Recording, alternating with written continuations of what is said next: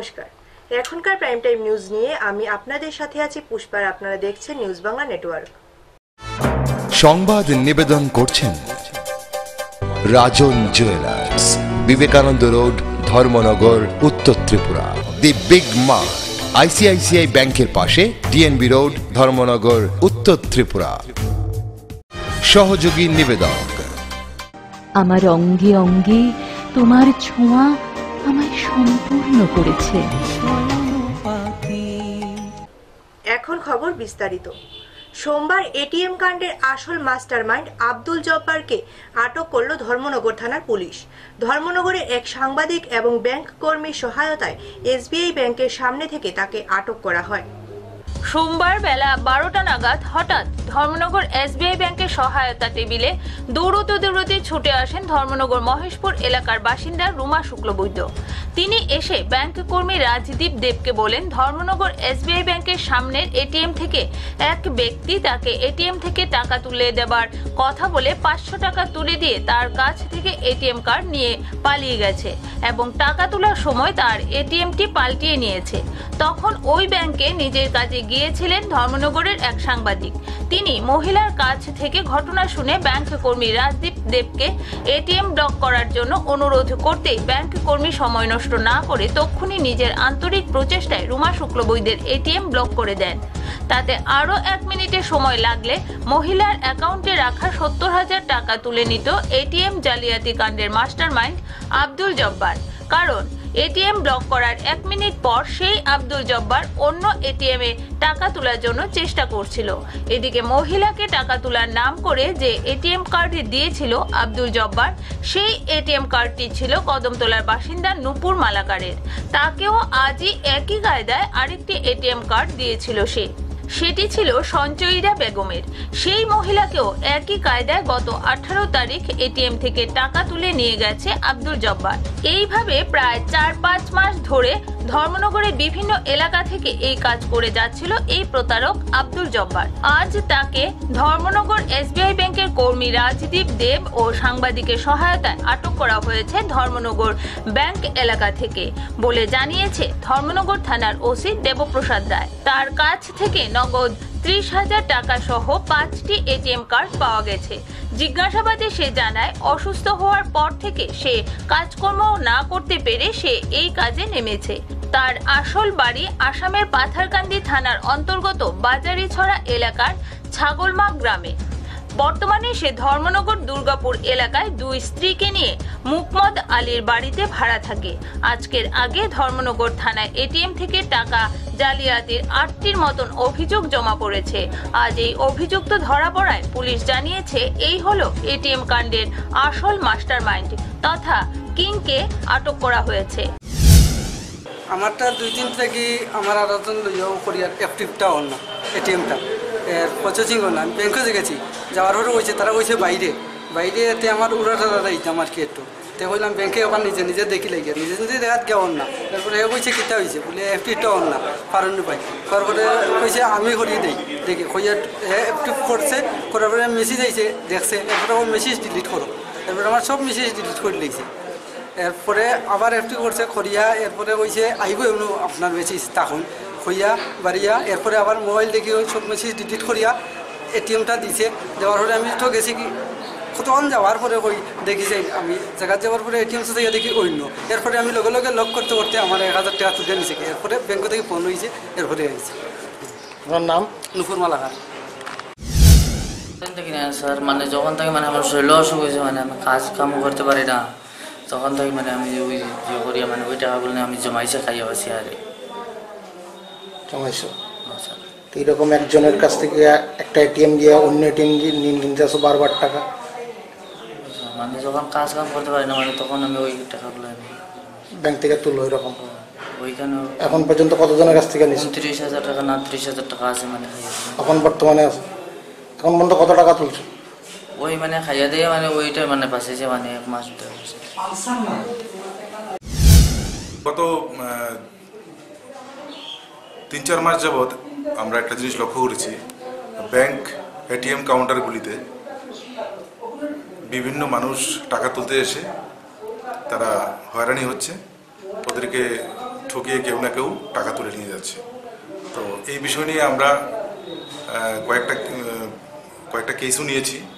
পাশাপাশি আমরা আরও এদেরকে ধরার জন্য একটা পরিকল্পনা নিয়ে সেইভাবে আমরা কাজ করছিলাম। আজকে আমাদের একজন ব্যাংক কর্মী, পাশাপাশি একজন সাংবাদিক, ব্যাংক কর্মী যিনি ছিলেন রাজদীপ দেব এবং প্রমথেশ ঘোষ যিনি সাংবাদিকতা করেন, ওনাদেরও সহযোগিতা নিয়েছি। ওনাদের সহযোগিতা নিয়ে আজকে আমরা আব্দুল জব্বার নামে আসামের একজন নাগরিককে আমরা গ্রেপ্তার করতে পেরেছি এবং তার কাছ থেকে আমরা 30,000 টাকা পাই এবং 5টি এটিএম কার্ড পাই বিভিন্ন নামে, যেগুলি আমরা এর আগেও কেস তদন্ত চলাকালীন সময়ে যারা এটিএম খোয়া গেছে, মানে কি এটিএমে যখন ওরা যারা ঠিক জানে না কীভাবে এটিএম অপারেট করতে হয়, তখন কারো না কারো হেল্প নিতে গেলে ওরা এই ধরনের এই আব্দুল জব্বার এই ধরনের দু একজন লোক থাকে যারা বলে আমি টাকাটা তুলে দেবো, এই কথা বলে ওদের টাকাটা তুলতে ওদের সিক্রেট যে নাম্বারটা আছে কোডটা সেটা জেনে নেয়।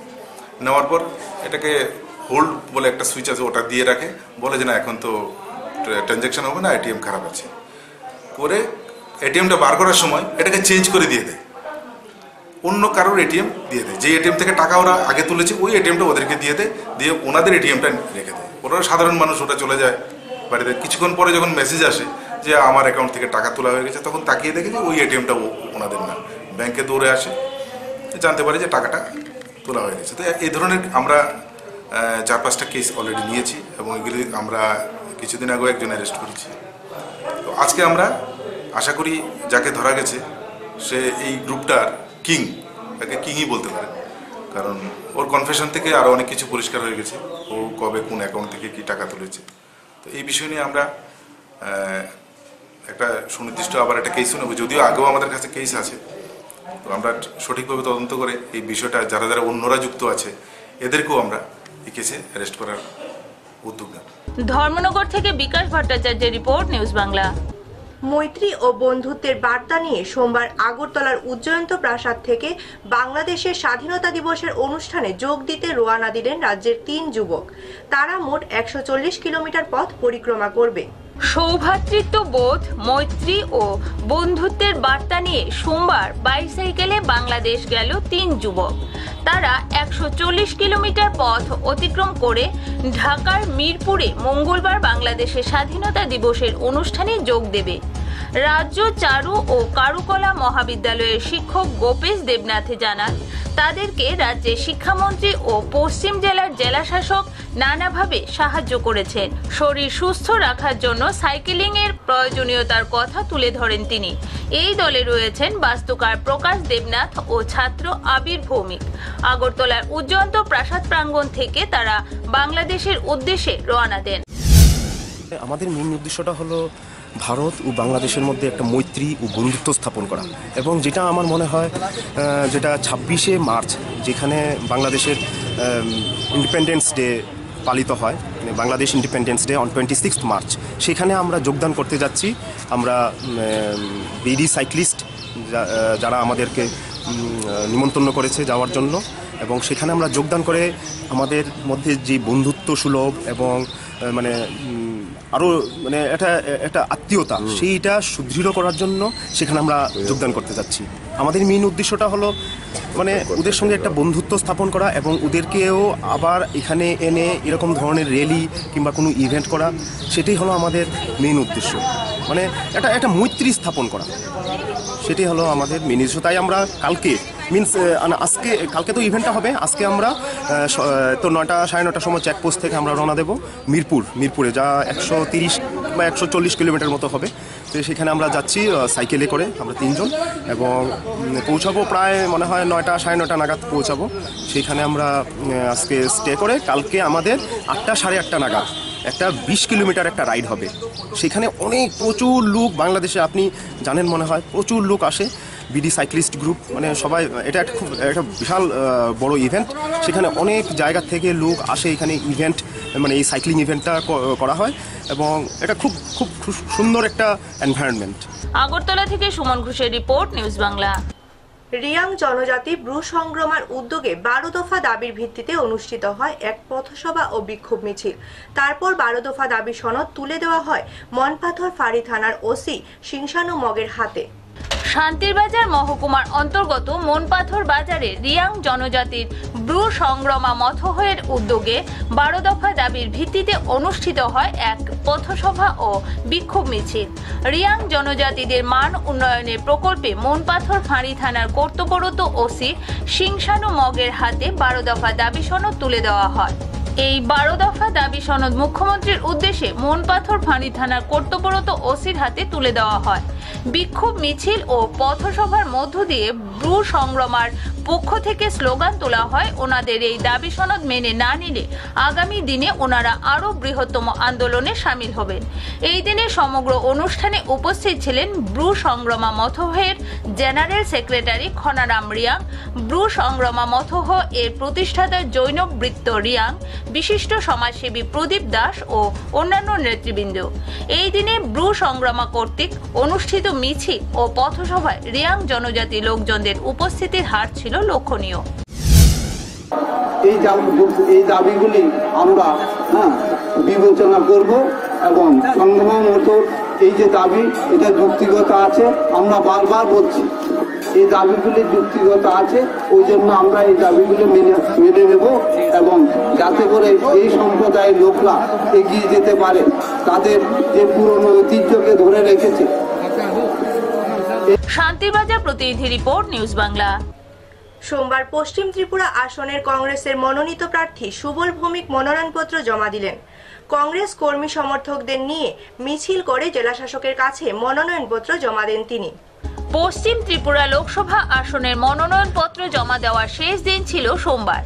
এদিন পশ্চিম ত্রিপুরার জেলা শাসক তথা আরোর কাছে মনোনয়নপত্র পেশ করে পশ্চিম ত্রিপুরা আসনের কংগ্রেস প্রার্থী সুবল ভৌমিক। রবীন্দ্র ভবনের সামনে সকালে জড়ো হয় কংগ্রেস কর্মী সমর্থকেরা। সেখান থেকে শুরু হয় মিছিল। এই মিছিলে প্রার্থী সুবল ভৌমিক, পিসিসি সভাপতি প্রদ্যোৎ কিশোর দেববর্মন, সহ সভাপতি পীযূষ বিশ্বাস, বর্ষিয়ান কংগ্রেস নেতা সমীর রঞ্জন বর্মন সহ কংগ্রেসের একাধিক শীর্ষ নেতৃত্বরা অংশ নেন। মিছিলটি শহর পরিক্রমা করে পরে আরোর কাছে মনোনয়নপত্র পেশ করেন কংগ্রেস প্রার্থী সুবল ভৌমিক। এই নির্বাচনে কংগ্রেস দল ঐক্যবদ্ধ হয়ে লড়াই করছে বলে জানান পিসিসি সভাপতি প্রদ্যোৎ কিশোর দেববর্মন। বেশ কিছু ইস্যু নিয়ে কংগ্রেস রাজ্যের মানুষের কাছে যাবে বলে জানান তিনি। মানুষ কংগ্রেস প্রার্থীকে সমর্থন জানাবে বলেও জানান। জোট শরিক এক কথা বলে, অন্য শরিক আরেক কথা বলে। স্থানীয় ইস্যুতে লড়া হবে বলে জানান পিসিসি সভাপতি প্রদ্যোৎ কিশোর দেববর্মন। অন্যদিকে প্রার্থী তার জয় সম্পর্কে আশা প্রকাশ করেন। কিন্তু এদিনের মিছিলে ফের একবার প্রকাশ্যে দলীয় কোন্দল, মনোনয়ন জমা দেওয়ার কর্মসূচিতে দেখা গেল না কংগ্রেস নেতা গোপাল রায় ও তার অনুগামীদের। ঠিক একই রকম ভাবে মিছিল থেকে দূরে রইলেন বিরোজিত পন্থীর শহরাঞ্চলের অনুগামীরা। এই নিয়ে জোর গুঞ্জন রাজনৈতিক পর্যবেক্ষক মহলে। अनएम्प्लॉयमेंट, बेरोजगारी एक बहुत बड़ा मुद्दा है।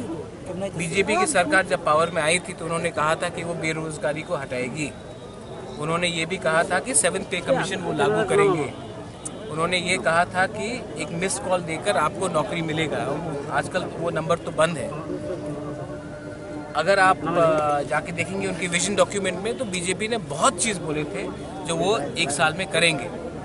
हमारे मुख्यमंत्री कुछ और बोलते हैं, काम कुछ और होता है। अपने इंडिजिनस एरियाज़ में उन्होंने सीएबी लाया है, वो देश के और अपने इंडिजिनस और मुस्लिम कम्युनिटी के खिलाफ है। फॉरेस्ट बिल में भी यही बात हो रहा है। आईपीएफटी एक अलग भाषा बोल रहा है और बीजेपी एक अलग भाषा बोल रहा है। यहाँ में भी एक कन्फ्यूजन है, वो भी यहाँ के लोगों को क्लियर करना चाहिए। और ये इलेक्शन कांग्रेस सच में लड़ेगी और बीजेपी जुमला में लड़ेगी। इसी के लिए ये इलेक्शन पूरा इंडिया का इलेक्शन नहीं है, ये इलेक्शन त्रिपुरा का इलेक्शन है और ये इलेक्शन लोकल इश्यूज में और लोकल गवर्नेंस में लड़ा जाएगा। নির্বাচন আমার মনে হয় দীর্ঘদিন বাদে যারা কমিউনিস্ট পার্টির পতন চেয়েছিল, কমিউনিস্ট পার্টিকে ক্ষমতা থেকে সরাতে সেটা 25 বছর সময় লেগেছে, কিন্তু পরিবর্তন হয়নি, শুধু মুখ্যমন্ত্রীর পরিবর্তন হয়েছে। সিপিএম যে জায়গাটায় ছেড়ে চলে গেছে সেখান থেকে মুখ্যমন্ত্রী শুরু করেছেন। সিপিএম যে করাপশনের চূড়ান্ত জায়গায় গিয়েছিল সেখান থেকে করাপশন শুরু হয়েছে।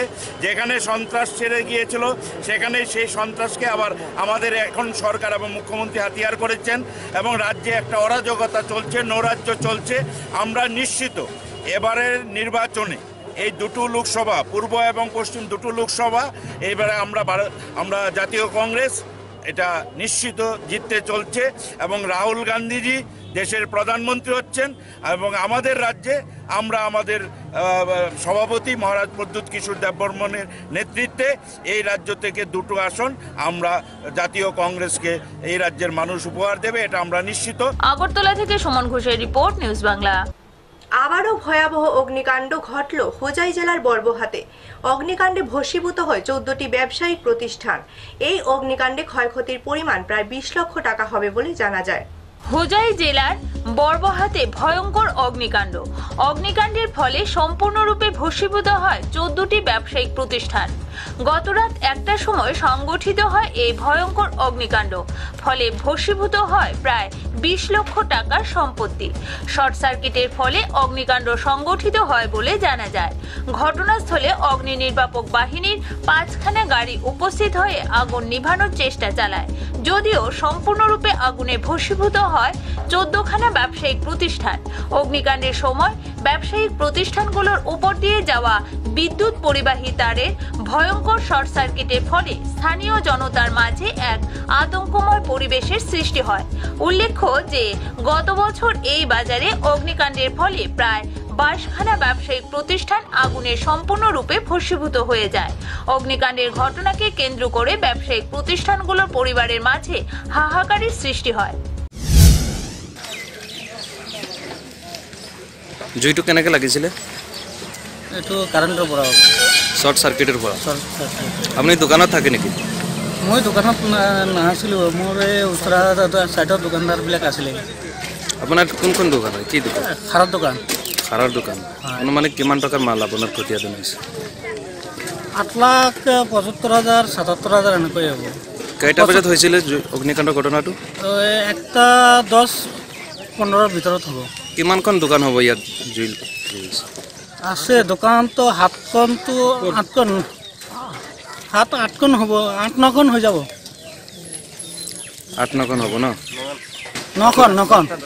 এতিয়া আপোনালোকে শৰ্ট সাৰ্কিটৰ ফলত অগ্নিকাণ্ড সংঘটিত হোৱা বুলি সন্দেহ কৰিছে? সন্দেহ নহয়, এইটো অগ্নিকাণ্ড এই কাৰেণ্টৰ হেৰিৰ পৰাই এইটো পুৰে সন্দেহ। একদম তাৰ পৰা হেৰি শৰ্ট খাইখিনি হেৰিতে ফুটপাথ এটা দোকানৰ পৰা এইটো তলত তাৰ ওপৰৰ পৰা নাই কোনোবাই নহয়, ওপৰৰ পৰা পৰিছে শৰ্ট খাইখিনি। তাৰপিছতে জ্বলি এইখিনি দোকানবিলাক। লামডিং থেকে চিন্ময়দের রিপোর্ট, নিউজ বাংলা। নিয়ে নিচ্ছি ছোট্ট একটি বিরতি, ফিরছি বিরতির পর সঙ্গে থাকুন।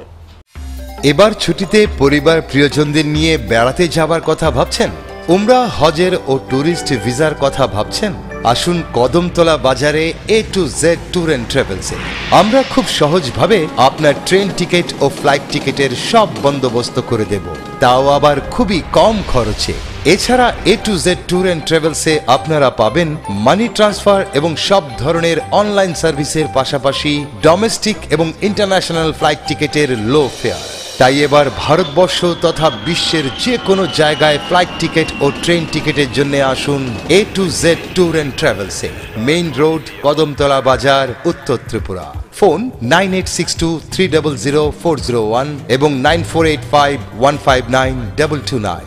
A to Z Tour and Travels, IRCTC authorized rail e-ticketing counter। আজকাল সবাই চায় যে কোনো কাজ হবে দ্রুত এবং নিখুঁত। তাই তো যে কোনো ধরনের মাটি কাটা কিংবা মাটি ভরাটের জন্য সবাই ব্যবহার করছে জেসিবি এবং ট্রিপার। আর উত্তর ত্রিপুরা জেলায় অতি সুলভ মূল্যে জেসিবি এবং ট্রিপার ব্যবহার করে সরকারি কিংবা বেসরকারি মাটি কাটা কিংবা মাটি ভরাটের নির্ভরযোগ্য প্রতিষ্ঠান AST এন্টারপ্রাইজ, যেখানে সরকারি ও বেসরকারি সব ধরনের নির্মাণের জন্য অতি সুলভ মূল্যে স্টোন সাপ্লাইও করা হয়। এছাড়া আপনার যে কোনো প্রয়োজনে বিভিন্ন সামগ্রী পরিবহনের সুবন্দোবস্ত রয়েছে এএসটি এন্টারপ্রাইজে। তাই মাটি কাটা কিংবা ভরাট অথবা স্টোন কিংবা সামগ্রী পরিবহনের জন্য আজই যোগাযোগ করুন এএসটি এন্টারপ্রাইজে, চুরাইবাড়ি হায়ার সেকেন্ডারি স্কুলের পাশে, উত্তর ত্রিপুরা। দূরভাষ 7005148654 এবং 9862896522। ফিরে এলাম বিরতির পর। পরিত্যক্ত বাড়ি থেকে উদ্ধার হলো এক ব্যক্তির মৃতদেহ। ঘটনা রাজধানীর রামনগর এলাকায়। জানা যায় মৃত ব্যক্তির নাম কুশল ঘোষ। এই ঘটনায় এলাকায় চাঞ্চল্য বিরাজ করছে। রামনগর রোড নং 2 এর এক বাড়ি থেকে উদ্ধার এক ব্যক্তির মৃতদেহ। মৃত ব্যক্তির নাম কুশল ঘোষ। তিনি দীর্ঘদিন যাবৎ মানসিক অবসাদে ভুগছিলেন। একটি পরিত্যক্ত বাড়ি থেকে উদ্ধার হয় তার মৃতদেহ। সোমবার দুর্গন্ধ বেরুলে স্থানীয় বাসিন্দারা বাড়িতে ঢুকে এই দৃশ্য দেখতে পান। এই খবর পেয়ে ছুটে যায় পুলিশ। মৃতদেহ উদ্ধার করে ময়নাতদন্তের জন্য পাঠিয়ে দেওয়া হয়। শেষবার কালীপুজোর দিন তাকে বাড়ির বাইরে দেখা গিয়েছিল। এরপর তাকে আর কেউ দেখতে পায়নি। পরিত্যক্ত বাড়ি থেকে মৃতদেহ উদ্ধারের ঘটনায় এলাকায় চাঞ্চল্য ছড়িয়েছে। ওর আনকেয়ারডই আছিল, কারণ দাদা স্টেট ব্যাংকের উনি মারা যাওয়ার পর আর কেউ আসিল কিনা আমাদের জানা নেই। তো এমনি রাস্তায় যখন মানে পাওয়া যাইতো, বিভিন্ন সময় যাইতো, তো এখানে আমরা সবাই তার চুলটা কাটায় দেওয়া বা তার একটু পরিষ্কার রাখা, তার জামা কাপড় না থাকলে। উনি কি মানসিক অসুস্থ ছিল? মানসিক অসুস্থ ছিল উনি। ওনার আর কে কে ছিল আছে আমার ঠিক জানা নাই। ওর একটা বোন থাকার কথা, এখানে আনম্যারিড বোন একজন থাকার কথা। ওর বড় ভাই একজন ছিল, উনিও আর কি হয়েছিল লাস্ট পর্যন্ত আমরা বুঝতে পারছি না। আপনার তো এই পাড়ারই? আমরা এই পাড়ারে। আমরা লাস্ট কতদিন আগে পুরো বাড়ি আসছিল, মা ছিল, বাবা ছিল এক সময়, তারপর আস্তে আস্তে তারা নাই। বড় ভাই লাস্ট কতদিন আগে দেখেছিলেন? লাস্ট তো মাসখানে, ওই যে আমি বোধহয় মাস 2 আগে দেখছি। আমি লাস্ট 5-6 দিন ধরে এমনি কে আমার কইলো যে ওরে দেখা যাইতেছে না, ওর খোঁজ খবর পাওয়া যাইতেছে না। এমনি কিছু করতো কাজ? না, কিছু না, একদম মানসিক। নামটা কি ছিল? নাম বাবুয়া নামই ও একদম মানে সবার কাছে পরিচিত। ওর একটা ভালো নামও আছে, কুশল ঘোষ। 12:15 নাগাদ খবর পাই যে রামনগর রোড নাম্বার 2-তে একটা বাড়িতে, পরিত্যক্ত বাড়িতে একটা মৃতদেহের মতো পড়ে আছে। তো অ্যাকর্ডিংলি আমরা আসি স্পটে। আসার পরে বাড়িতে ঢোকার পরে দেখতে পাই যে একজন লোকের মৃতদেহ ঠিকই পড়ে আছে। তারপরে লোকাল ইনকোয়ারিতে জানা যায় ওনার নাম বাবুয়া, ভালো নাম কৌশল ঘোষ। তো ওনার সঙ্গে কেউ থাকেন না, উনি নেশা টেশা করতেন। তো ওনাকে লাস্ট গত কালী পূজার সময় দেখা গেছে, কালী পূজার দিন। তারপর থেকে আর কেউ দেখিনি, এতটুকুই জানা গেছে এখন বলুন। প্রাথমিক তদন্তে কি মনে হয়? প্রাথমিক তদন্তে মনে হচ্ছে যে উনি স্ট্রোক করেছেন বা এভাবে মারা গেছেন, তারপর কেউ দেখিনি, এটা এভাবে পড়ে রয়েছে, এরকম মনে হচ্ছে। তো ফাইনাল ওপিনিয়ন পোস্টমর্টমের পরেই বলা যেতে পারে। আগরতলা প্রতিনিধি রিপোর্ট, নিউজ বাংলা। পশ্চিম ত্রিপুরা লোকসভা আসনে এসইউসিআই থেকে প্রতিদ্বন্দ্বিতা করছেন অরুণ কুমার ভৌমিক। সোমবার এক সাংবাদিক সম্মেলনে দলের পক্ষ থেকে একথা জানানো হয়েছে। এসইউসিআই আগামী লোকসভা নির্বাচনে দেশের 20টি রাজ্য ও 3টি কেন্দ্রশাসিত অঞ্চলে এককভাবে 119টি আসনে লড়বে। পশ্চিম ত্রিপুরা লোকসভা আসনে দলের রাজ্য সম্পাদক অরুণ কুমার ভৌমিক প্রতিদ্বন্দ্বিতা করছেন। সোমবার দলের রাজ্য কমিটির অফিসে আয়োজিত এক সাংবাদিক সম্মেলনে দলের পক্ষ থেকে এই খবর জানানো হয়েছে। সংগঠনের পক্ষ থেকে রাজ্য সরকারের সমালোচনা করা হয়েছে। ত্রিপুরা পশ্চিম আসনে আমরা আমাদের দল প্রার্থী দিয়েছে। প্রার্থী হয়েছি আমি শ্রী অরুণ কুমার ভৌমিক, ত্রিপুরা রাজ্যের এসইউসি কমিউনিস্ট দলের রাজ্য সাংগঠনিক কমিটির সম্পাদক। আমি দলের পক্ষ থেকে আপনাদের মাধ্যমে জনগণের কাছে আবেদন রাখতে চাই যে আন্দোলন করতে করতে আমরা দল নির্বাচনেও অংশগ্রহণ করি। নির্বাচনকেও একটা গণ আন্দোলনের রূপ হিসেবে আমরা দেখি এবং জনগণকে রাজনৈতিকভাবে সচেতন করার একটা প্ল্যাটফর্ম বলে মনে করি। আমরা জিতেছি কিছু কিছু জায়গায়, আমরা জিতি নাই তা নয়। 4টা রাজ্যে আমরা অ্যাসেম্বলিতে আমাদের প্রতিনিধি ছিল এবং পার্লামেন্টও আমাদের একজন প্রতিনিধি ছিল। আমরা সেখানে দেখিয়েছি সবচেয়ে বেশি সময় একজন ইন্ডিভিজুয়াল পার্লামেন্টে কীভাবে জনস্বার্থে লড়াই করে আমরা রেকর্ড রেখেছি ডক্টর তরুণ মণ্ডল পার্লামেন্টে যখন প্রতিনিধি ছিলেন। আগরতলা প্রতিনিধি রিপোর্ট, নিউজ বাংলা। রাজ্যের পশ্চিম ত্রিপুরা লোকসভা আসনে তৃণমূল কংগ্রেস প্রার্থী মামুন খান সোমবার মনোনয়নপত্র জমা দিয়েছেন। রাজ্যের উন্নয়নের জন্য ভোটে লড়ছেন বলে জানান তিনি। তৃণমূল কংগ্রেসের পশ্চিম আসনের প্রার্থী মামুন খান সোমবার তার মনোনয়নপত্র জমা দিয়েছেন। কয়েকজন সমর্থকদের নিয়ে মিছিল করে তিনি পশ্চিম জেলার জেলাশাসক সন্দীপ মাহাতোর কাছে মনোনয়নপত্র জমা দেন। প্রার্থী মামুন খান রাজ্যের উন্নয়নের জন্য ভোটে লড়াই করছেন বলে জানিয়েছেন। উল্লেখ্য, তৃণমূল কংগ্রেস শুধুমাত্র পশ্চিম ত্রিপুরা আসনেই লড়াই করবে। যাত্রী অনেক আশা ও ভরসা নিয়ে ত্রিপুরাবাসী উন্নয়ন এবং উন্নতির জন্য শোষণ অত্যাচার থেকে ত্রিপুরাবাসীকে রক্ষা করার জন্য আজ আমি আমার জীবনের প্রথম নমিনেশন জমা দিতে যাচ্ছি। আমি ত্রিপুরাবাসীর সকলের কাছ থেকে আমি দোয়া এবং আশীর্বাদ পেতে চাই। আগরতলা থেকে সুমন ঘোষের রিপোর্ট, নিউজ বাংলা। লোকসভা নির্বাচনে পশ্চিমবঙ্গে তৃণমূল কংগ্রেসকে সমর্থন করবে সমাজবাদী পার্টি, তাই তারা কোনো আসনে প্রার্থী দেবে না। সাংবাদিক সম্মেলন করে একথা জানান পশ্চিমবঙ্গের প্রাক্তন মন্ত্রী কিরণময় নন্দ। লক্ষ্য একটাই, কেন্দ্রের মসনদ থেকে হটাতে হবে নরেন্দ্র মোদী সরকারকে। আর সেই উদ্দেশ্য বিজেপির বিরুদ্ধে পশ্চিমবঙ্গ তৃণমূলেই প্রধান শক্তি হিসেবে মনে করে সমাজবাদী পার্টি। আর তাই তৃণমূলের 42-42 স্লোগানকে সমর্থন করে রাজ্যে কোনো প্রার্থী না দেওয়ার সিদ্ধান্ত নিল অখিলেশ যাদবের পার্টি। সোমবার কলকাতা প্রেস ক্লাবে সমাজবাদী পার্টির সর্বভারতীয় সহসভাপতি তথা পশ্চিমবঙ্গের প্রাক্তন মন্ত্রী কিরণময় নন্দ জানান, আসন্ন লোকসভা নির্বাচনে তার দল তৃণমূলকে সমর্থন করার সিদ্ধান্ত নিয়েছে। এ রাজ্যে মমতা বন্দ্যোপাধ্যায় পারেন বিজেপিকে প্রতিহত করতে। তিনি যে স্লোগান দিয়েছেন 42-42, তা করে দেখানোর ক্ষমতা রাখেন বাংলার মুখ্যমন্ত্রী। আর তা সম্ভব হলে তাদের যে উদ্দেশ্য বিজেপি ক্ষমতাচ্যুত করা, তা সহজ হবে। উত্তরপ্রদেশ, বিহার, পশ্চিমবঙ্গ থেকে বিরোধীরা ভালো ফল করলে বিজেপির পক্ষে আর ক্ষমতায় ফেরা সম্ভব হবে না।